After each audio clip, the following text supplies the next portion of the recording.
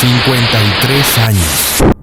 Eso fue lo que tardó la civilización más avanzada de la historia en volver a una frontera que ya había tocado. Eso no es avance, es tiempo perdido disfrazado de hazaña. Y si hoy Artemis II parece un triunfo absoluto, es porque olvidamos lo humillante que fue dejar enfriarse la Luna durante medio siglo. El 1 de abril de 2026, 4 astronautas despegaron a bordo de la cápsula Orion. Primera misión tripulada al entorno lunar desde 1972. Han completado su sobrevuelo, cruzaron la cara oculta, soportaron 40 minutos de silencio de radio absoluto y rompieron el récord de distancia humana desde la Tierra que Apolo 13 había dejado intacto desde 1970. Cuando recuperaron comunicaciones, Christina Koch dijo desde la cápsula: "Estamos cayendo hacia la Luna en lugar de alejarnos de la Tierra, cayendo hacia la Luna". Después de 53 años, la humanidad volvió a caer en la dirección correcta. Pero hay algo que los titulares no están diciendo hoy. Artemis II no aterrizó, no plantó una bandera, ni construyó una base, no extrajo recursos, ni dejó una presencia humana permanente. Pasó cerca de la superficie, puso a prueba sistemas, observó y regresó.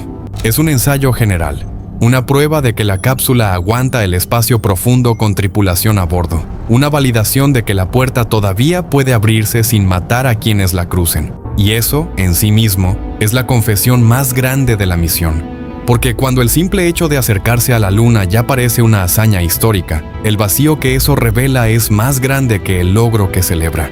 12 astronautas caminaron sobre la Luna entre 1969 y 1972. Medio siglo después, una misión que ni siquiera aterriza vuelve a sentirse como un momento fundacional. Eso no habla solo del éxito de Artemis, habla del tamaño del abandono, de una continuidad rota, de una capacidad que la humanidad ya había demostrado y que aún así dejó enfriarse hasta convertir su reactivación en noticia planetaria. Y aquí aparece la pregunta que abre todo el video. No qué hizo Artemis II, sino por qué una civilización que ya había llegado tan lejos permitió que el simple hecho de volver a acercarse pareciera extraordinario otra vez. Si te interesa el tipo de historia donde el poder decide qué recordar y qué enterrar, en este canal hay más episodios donde esa decisión costó mucho más que prestigio. ¿Qué ocurrió durante esos 53 años mientras la Luna esperaba? 16 meses después de que Armstrong pisara la Luna, en el mar de las lluvias, algo se movía. No era un astronauta, era una máquina. 756 kilos de acero soviético sobre suelo lunar, controlados desde una sala en Crimea.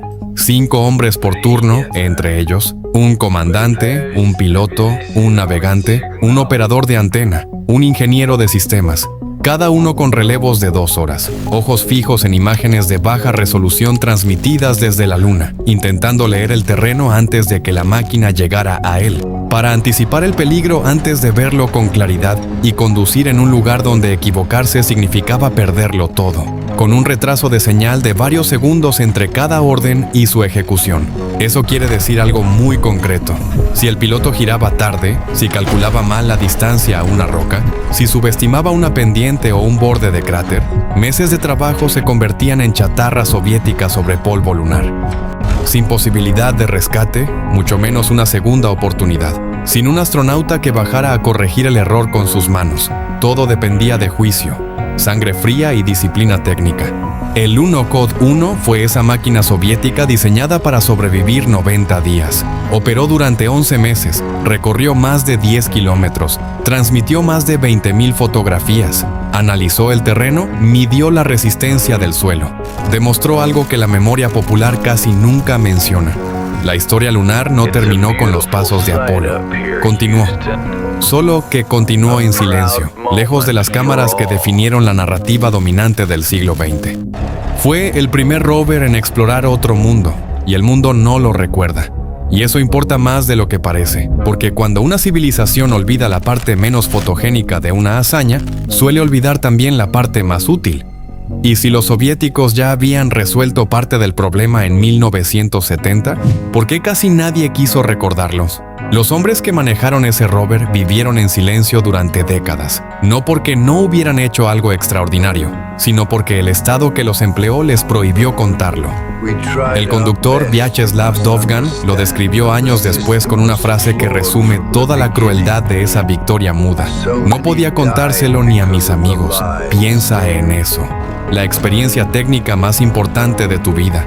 Haber manejado la primera máquina en rodar sobre otro mundo y no poder decírselo a nadie, no poder nombrarte, reclamar tu lugar en el relato, no poder salir de esa sala y decir, yo estuve allí, aunque mi cuerpo nunca abandonó la tierra.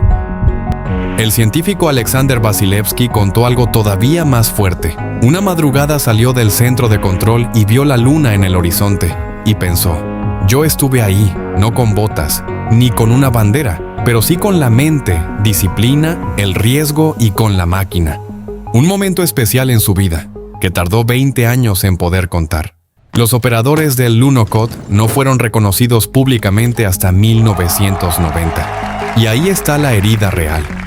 No solo se abandonó la luna, también se abandonó la memoria de quienes habían aprendido a moverse sobre ella.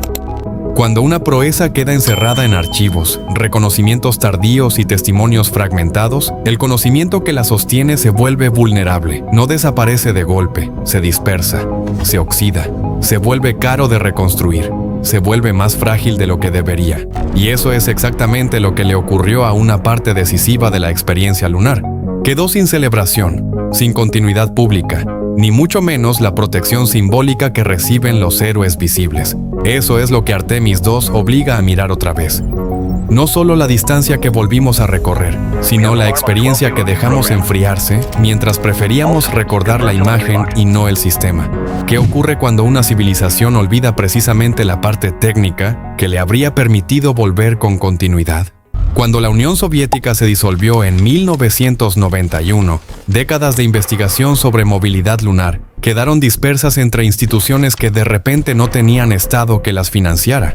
Parte en archivos y en la memoria de ingenieros que pasaron a otras industrias. Parte quedó fragmentada, fuera de circulación o atrapada en una tradición que ya no tenía la misma fuerza institucional. Y Estados Unidos tampoco volvía a la Luna, no porque no pudiera de forma absoluta, sino porque tras ganar la carrera lunar, el apoyo político cayó y el presupuesto de la NASA se redujo de forma sostenida. La exploración encontró otros destinos, el transbordador, la Estación Espacial Internacional, Marte. La órbita baja se volvió rutina, la Luna se volvió recuerdo. La Luna no se volvió imposible, se volvió incómoda de sostener para quienes ya no necesitaban convertirla en escenario de urgencia. Ese es el corazón del problema.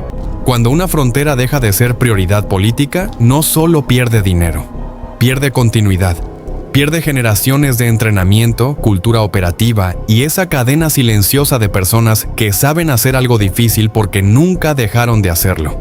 Cuando esa cadena se rompe, el regreso no empieza desde donde terminó la última misión, empieza desde mucho más atrás.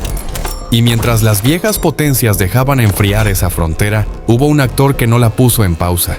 En Washington, la Luna se iba volviendo recuerdo, cuando en otra parte ya la estaban tratando como un mapa de trabajo. Mientras Washington dejaba enfriarse el camino lunar, Pekín estudió, probó y avanzó. El programa Chang'e ya tiene rovers operando en la superficie. China apunta a un alunizaje tripulado antes de 2030 y empuja una estación lunar permanente para la década siguiente. No está mirando la Luna como reliquia emocional. La está mirando como posición, infraestructura y ventaja. Hoy, China no compite por nostalgia, compite por posición. Y el territorio más codiciado es el Polo Sur lunar, donde el agua congelada en cráteres permanentes podría ser la diferencia entre explorar la Luna y quedarse a vivir en ella. Entre una visita espectacular y una presencia sostenida. Entre hacer historia una vez y convertir la historia en estructura. Artemis II no ocurre en el vacío. Ocurre porque la Luna volvió a ser territorio de poder. Y volver tarde a un territorio de poder tiene un costo que no se mide solo en dólares, sino en tiempo perdido, en continuidad rota y en la posibilidad de que otro escriba primero las reglas de la siguiente etapa. ¿Qué está confesando entonces la humanidad al regresar ahora? Artemis II no es solo una misión espacial, es la factura de 53 años de abandono. Confiesa que llegamos antes de tiempo y abandonamos demasiado pronto. El conocimiento no desaparece de golpe, pero sí puede dispersarse hasta volverse costoso de recuperar. Además, una frontera puede estar abierta técnicamente y aún así cerrada políticamente durante medio siglo. El regreso solo se volvió urgente cuando la ausencia dejó de parecer una pausa y empezó a parecer una derrota. Cuando el comandante Weissman describió el sobrevuelo, dijo: "Estábamos viendo los mismos lugares que hemos visto desde la Tierra toda nuestra vida, pero desde una perspectiva diferente". La vida entera de 4 astronautas altamente entrenados transcurrió sin que ningún ser humano llegara hasta ahí, hasta este momento. Eso debería doler un poco más de lo que celebramos. No estamos volviendo a un territorio virgen, estamos volviendo a un territorio que ya tiene memoria, competencia y antecedentes que casi nadie recuerda. Hoy es imperativo recordar a aquellos ingenieros que operaban en secreto desde Crimea, hombres que no pudieron contárselo a nadie durante 20 años. Y si eso no es suficiente, es necesario emocionarse por una máquina que transmitió 20.000 fotografías mientras el mundo miraba hacia otro lado. El silencio lunar de 53 años no fue paz, fue abandono. Y el abandono, cuando hablamos de conocimiento, de poder y de geopolítica, siempre presenta factura. Primero parece ahorro, después parece olvido, y al final se convierte en retraso. Ahí está la verdadera factura de este video. La pregunta ya no es si podemos volver a la luna. Claro que podemos. La prueba acaba de pasar por la cara oculta y regresar. La pregunta real es más peligrosa. ¿Qué dice de nuestra civilización el hecho de que solo hayamos decidido volver cuando otros empezaron a tratar la luna no como recuerdo, sino como ventaja? Ahí está el verdadero nudo, el comentario que te llevas. Esa es la razón por la que Artemis II importa más de lo que parece. Esto es reloj histórico. Sigamos explorando las historias que el tiempo quiso ocultar.